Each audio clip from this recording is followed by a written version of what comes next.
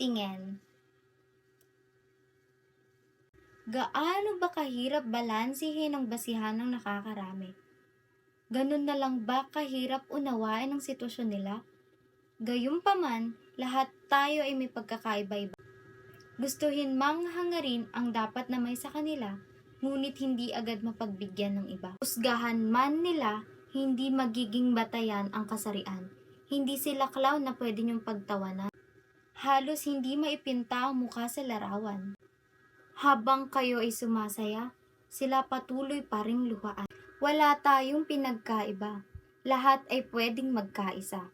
Maiba man ang landas, tahak pa rin iisang daan. Huwag magpabigat, lahat ay magkakasinggaan.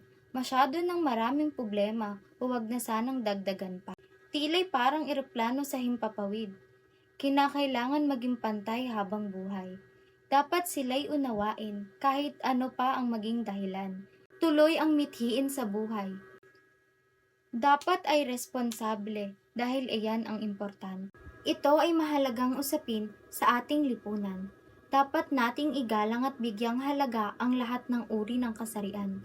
Hindi dapat magkaroon ng diskriminasyon batay sa kasarian.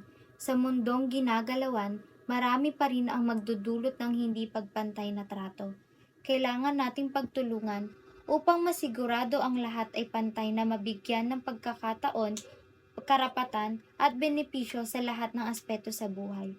Dapat nating ipakita sa ating kababayan na ang kasarian ay hindi hadlang upang makamit ang tagumpay. Kung lahat tayo ay magtutulungan, mas malawak na oportunidad at pagkakataon ang maaaring matamo ng ating lipunan.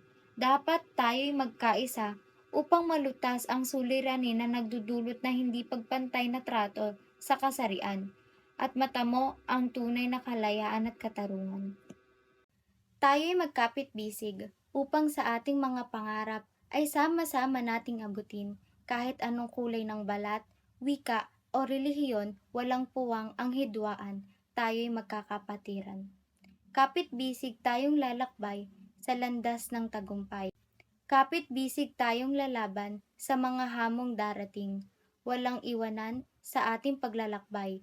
Tayo'y lahat ay magkakaisa, tayo'y lahat magkakapit-bisig.